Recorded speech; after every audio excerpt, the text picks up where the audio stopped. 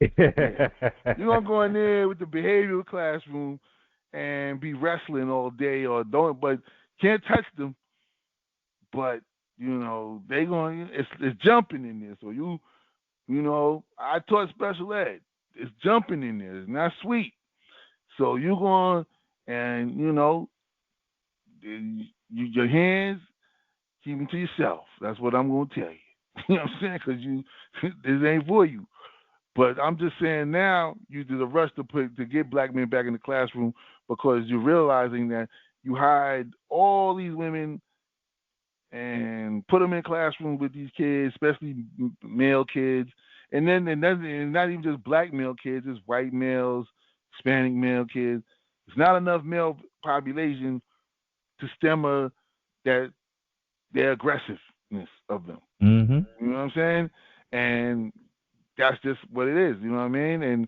And the more that now you see it, now you want us, and good luck because the money definitely doesn't equal what black men want. So I'm just putting that out there unless they coming out of college and they looking for that first job and things of that nature. Unless they really like teaching. That's another thing. They have to really like it. Because let's be clear, you don't get paid much to do it. And you're working over 40 hours a week. You literally working 60, 70 hours a week. Because when you go home, you still working. You was a teacher. You know this. I'm not even Absolutely. talking to you, but you know what I'm saying. You The understand? teachers know. You know the work. I know the work. I mean, I have family members that are teachers, counselors, all that shit. They work nonstop. It's nonstop work. Even when they're off, they working. So it's like, and the pay is like you got to get this degree, this certification, this, and it goes up and it did it into the caps for you. Some of my peoples make good money because they've been doing it a long time, and some of them are just burnt out and ready to go. Even the ones that make the good money. Yes, you know what I'm saying? Like, let's They be ready clear. to go.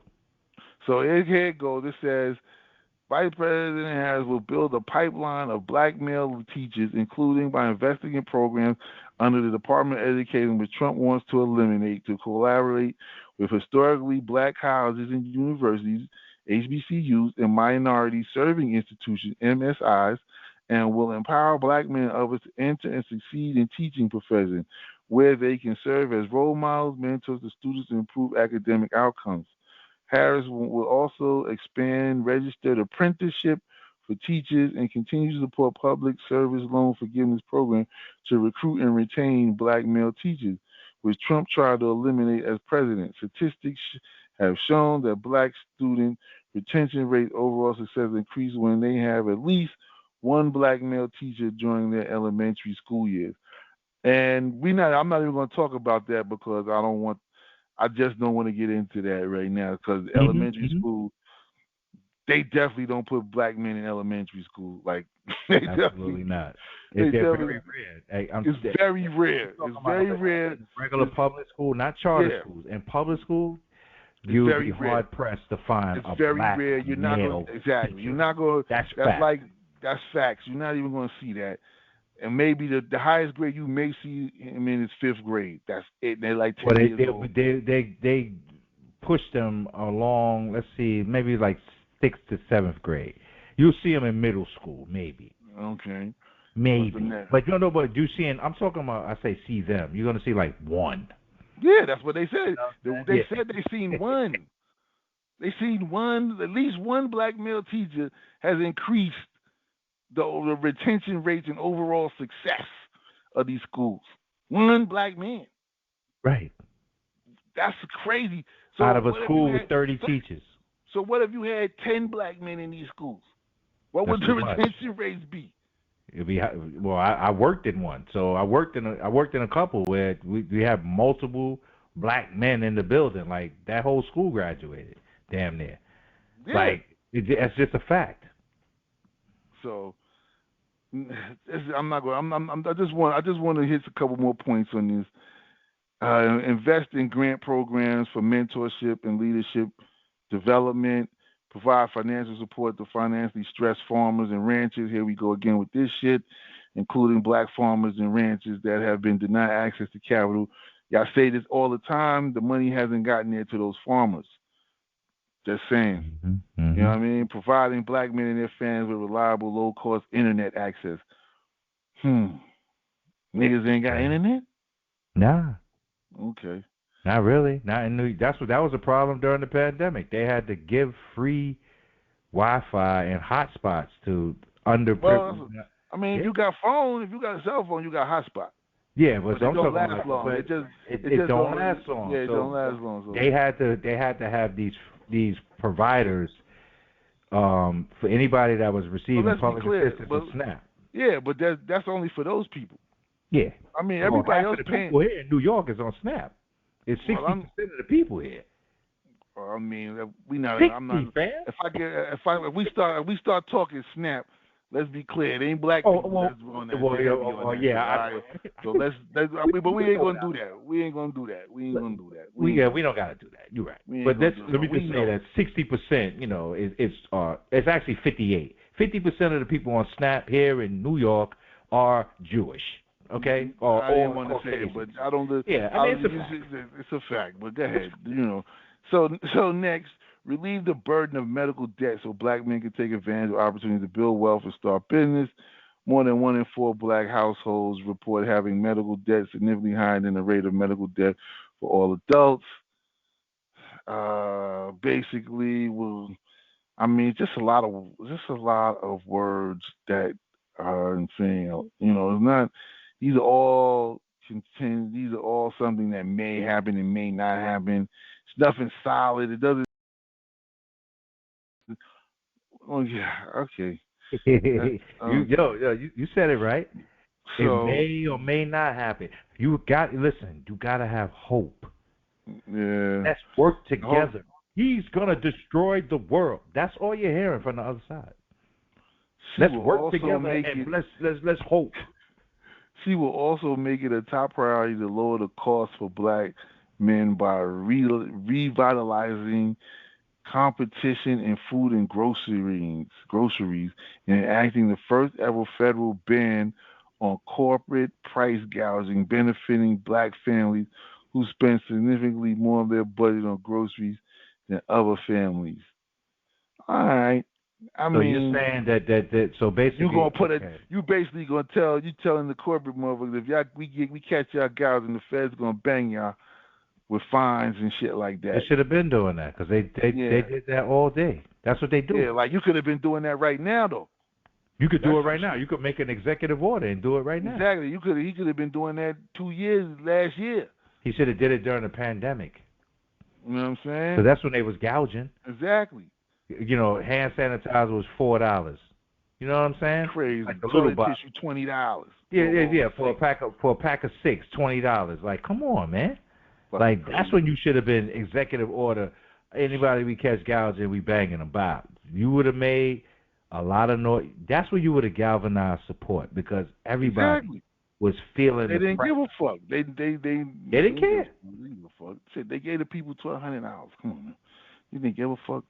Right, again, so and that's if you even qualified for that. Oh wait, you had to qualify. So yeah, you had to qualify for that shit. So lowering rent. This is a good one. Lowering rent. How are you going to do this? Let me see. Vice President Harris will incentivize the private sector to create new affordable housing units throughout the country so that high cost of rent does not stand in the way of anyone's ambition. She will also partner with private sector to build 3 million additional housing units in her first term, and she will go after price-fixing schemes that raise housing costs of black men and their families and unfair practices that help large corporate landlords dramatically raising rent. Okay, but again, this is something that's a problem the last couple of years since y'all been in office. Rent has been sky high all over. Right. So you saying you're gonna do this when these are things y'all should have been doing now, but I get it. But they say when I say that, my people tell me that, well, it wasn't her presidency, so she had to go along with what he wanted to do. Did you see San Francisco's homelessness problem? Yes. It's rival to New York's? Yes. Now she was from San Francisco, right? Mm-hmm. Okay. Good.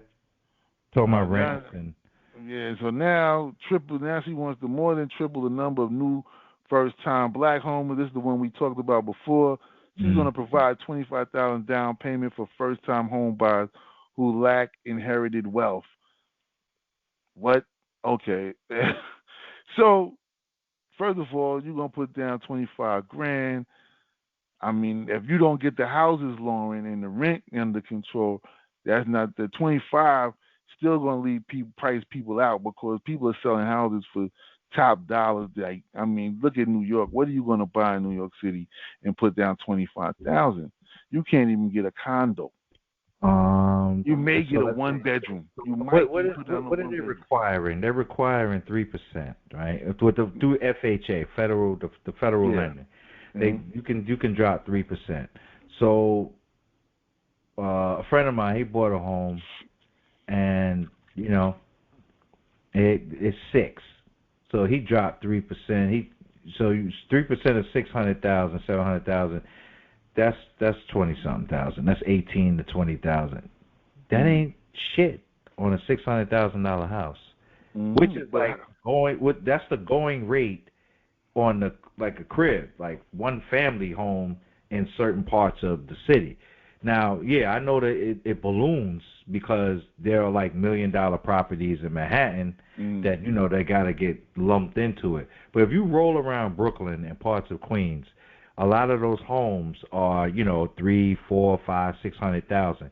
Now, to put it in its proper perspective, if a home is 300,000 and you make 50,000, 100,000, can you afford that mortgage for the $300,000 house if you make 100,000? No, you can't, because it's the barrier that they try to push away for you to make it better for you economically is your home and your mortgage and expenses should not be more than 1/3 of your income. So if you make $100,000, 1/3 of your income on paper is $33,000. So, but when you look at what somebody that makes $100,000, what they bring home after taxes, they only bring home like about $60,000. You understand? So if you only bringing home $60,000 and your mortgage is 1/3, like that's 30 grand out of your 60 that's gone. Like that's half of it right there. Like between the mortgage and the expenses and the things that food and all those things that come with the home, you could barely afford that. Over the course of 15, 20 years, if they lock you in that long, 30 years, because there are 30-year mortgages still. But a condominium, yeah, that would probably be the way to go. But I'm here to tell you that $25,000 towards a house is nice if the bank wants to give it to you. But